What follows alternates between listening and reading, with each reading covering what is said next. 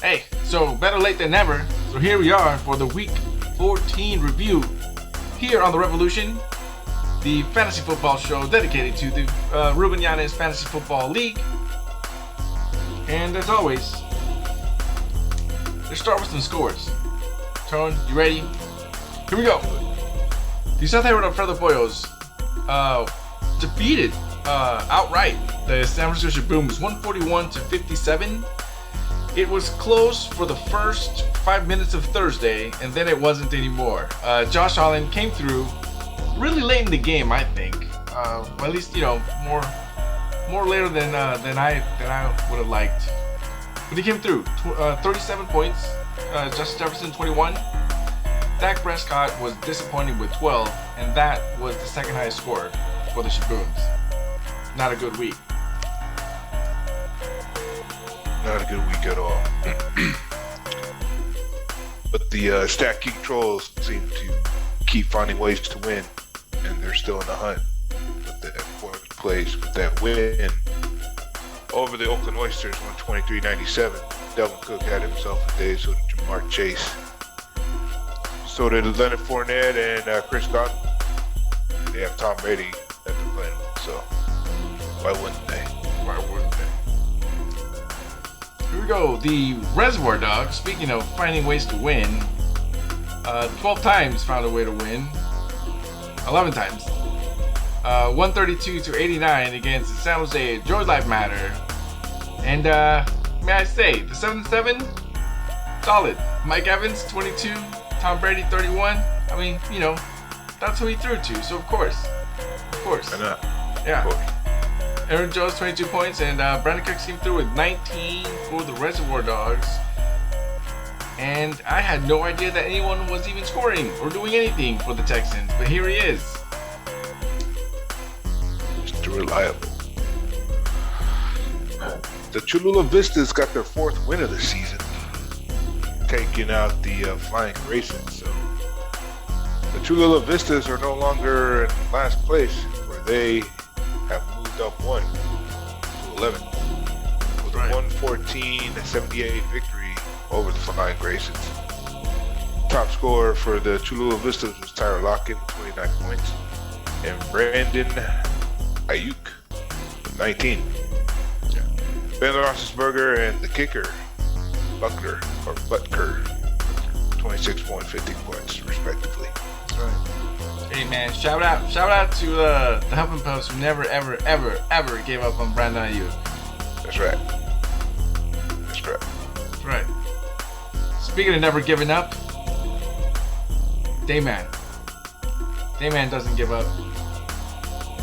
Dayman was once two. Was it Twin Six? 6 in a row, baby. 6 in a row. Now 8-6, and right there in 5th place. And man, does that extra game add some drama to what's gonna happen? And the Merced Vipers put up 90 points, which is more than enough on most weeks, but not this week. 164-90.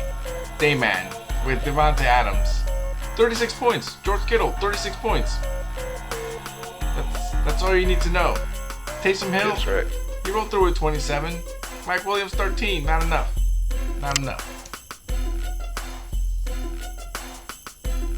Here we go, the game of the week. Former champ, the Cucamonga Cracker Killers, taking on the Oakland football team. The Cucamonga Cracker Killers staying in that 3rd place at a 95 record. Dropping the Oakland football team to a 7-7 record, knocking them out of playoff contention, 165-157. Mark Andrews, 29 points. Justin Herbert, 25 points. Cooper Kupp did his thing, 33 points. And Hunter Renfrow, 29 points, but it was not enough. Not enough. And 157 is usually more than enough. Exactly. God. Hey man. Hey. But not this week. Yeah. Or last week.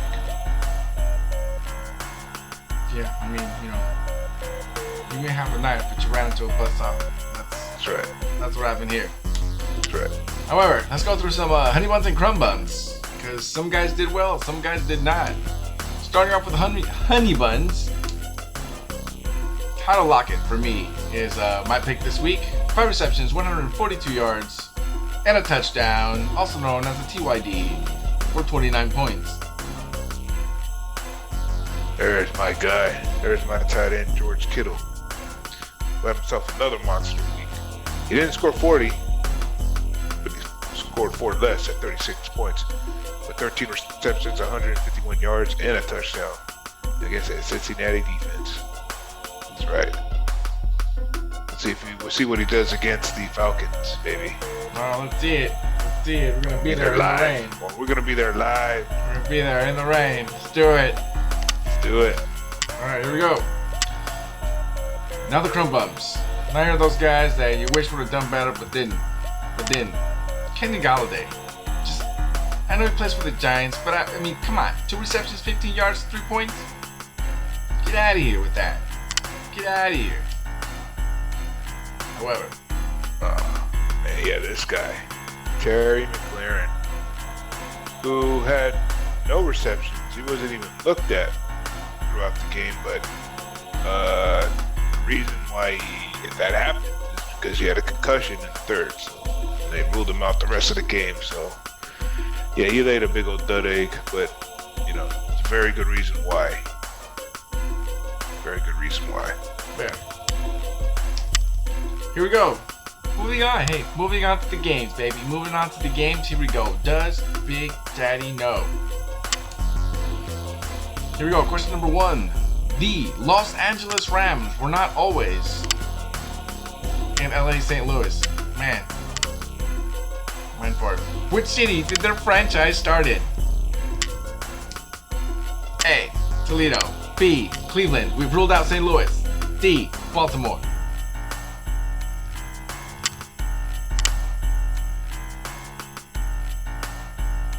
B? Man, I feel like you totally guessed on that one, but check this out. You guessed it correctly. The Cleveland Rams were established in 1937. I did totally guess on it. Here we go. The football team played in what city prior to moving to Washington? A. Boston. B. Baltimore. C. New York. Or D. Houston.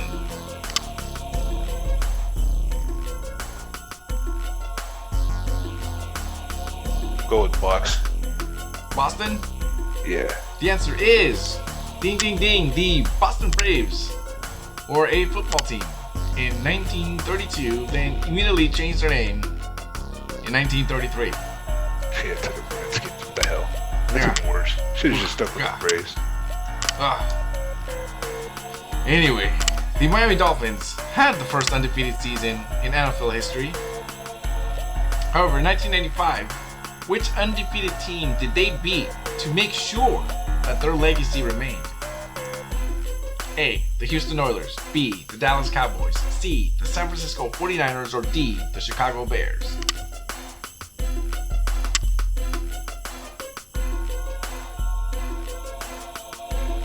We'll go with Chicago Bears. Man, so good. The Chicago Bears were 15-1 in the regular season that year. Here we go. Can we go 4 for 4? The Detroit Lions originally played in which Ohio city? A. Portsmouth. B. Dayton. C. Canton. D. Youngstown.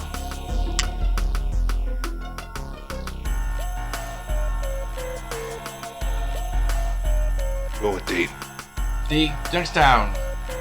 Unfortunately, it was Portsmouth. The Portsmouth Spartans originated in 1930 before moving to Detroit and becoming the Lions in 1934. Thanks. Alright, here we go. The Week 15 Saturday night preview. Because, hey, it was a long week, eh? But we're here. And, we have the Raiders. Las Vegas Raiders. We're favored by 3.5 at the Cleveland Browns, who, wait, they have no quarterback, I believe. Anyway, the over-under on this is 54.5. And that's the early game. And capping off the evening, we have the New England Patriots taking on the Indianapolis Colts. The Colts are favored by 2.5, and the over/under on that is 38.5. Here we go. We're just gonna go straight to all kinds of scores. We're gonna do this nice and quick. I think Browns are gonna go 24, and the Durs are gonna win. Why are they gonna win? I don't know. I think just they're probably due. I don't know. They're just gonna run into one, and the Browns. I believe they don't have a quarterback. I'll have to double check. Is he playing? Anyway. Oh, Baker Mayfield? Baker Mayfield. I don't know. I heard he was on the COVID. Yeah, COVID see. list, but So I think don't they have Chase Keenum? Case Keenum. I think they're gonna run some scores, but like probably towards the end. But I think the Durs are gonna win. They're gonna win this one, 31-24, and I think the Oysters are gonna be happy with this Durs win. However, the Patriots have been red hot. They've been winning, and they're right there. They're in the driver's seat, so to speak. However, they're gonna run to the Colts. And last time I checked, the Colts on a short week, they seem to dominate, and they have the best running back they have the best running back left that's not injured in Jonathan Taylor. And I think with that, I think the Colts are just gonna put up 54 points. I don't know why. I got a feeling that the over/under. I think the Colts are gonna basically take care. They're gonna take care of that way on their own. And that's what I got. I think the Patriots are gonna Colts are gonna murder. Patriots are gonna lose. Durs 31, Browns 24. What you got for these games? Man, I got the Browns losing to the Durs 30-27. And then I got the Patriots losing to the Colts 36-30. But, I mean, I think the Patriots and the Colts would be a lot better game than the Browns and the Durs. Because they're at Cleveland. Depending on the weather, it's probably going to be raining. So I think it'd be a little bit more of a hassle for the for the Browns to play against the Durs. Is that correctly? It's in Cleveland. Yeah, man, I put Cleveland to win 30-27. Bro, is that a mistake on my end? Yeah, I was My like, bad, everyone. Switch it around. What? I thought I put Browns. Yeah. Man. Yeah, I got the Browns winning. The Browns winning 30, the Durs 27. Yeah. It's reversed, you guys. My bad. Believe the words. Don't believe the print. Believe the words. That's right. Yeah, I got the Browns beating the Durs 30-27, and I think the Raiders will have a little bit of a tough time. The Browns got a good defense. And they were able to shut out Lamar Jackson and not shut him out, but the team. They shut down the team. Yeah. I mean, after Lamar, they got nothing. Turns out.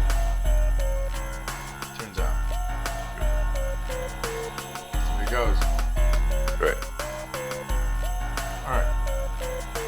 And All right, here we go. And the 2021 Week 14 standings. So it is as it goes with 1 week remaining. We have the top 3 spots basically locked in with the Reservoir Dogs with 11-3 so far. The Alfredo Boyles 10-4. The Crockett Killers 9-5. And right there with the current tiebreaker is the Stacking Trolls at 8-6 and Dayman. Dayman right there at 8-6. Just waiting for the Trolls to slip up. Just waiting for the Trolls to slip up and just slide right in there. I just gotta snuggle my way in there. And that's basically what we have. We have Dayman and the last spot. We have Dayman and the Trolls, just in separate games, but definitely vying for that last spot. The Oakland football team, they made a valiant effort, and you put up 150, and then you think that'd be enough. You think that'd be enough, but dag nabbit, it just wasn't. It just wasn't. Darn it. It just wasn't, and hey man, the Bippers must feel like the season just got bipped away, because they were out there at like 7-4, and then lost 3 in a row, and we're here at 7-7, just on the outside looking in. A lot of things have to happen for them to still not make the team, make it, because it's right now between Dayman and Trolls for that fourth spot, and the rest will sort of just shake itself out. Correct. And next, the next episode / the week 15, we'll actually take a look at the playoff bracket and see how that's gonna play off. So, up until then,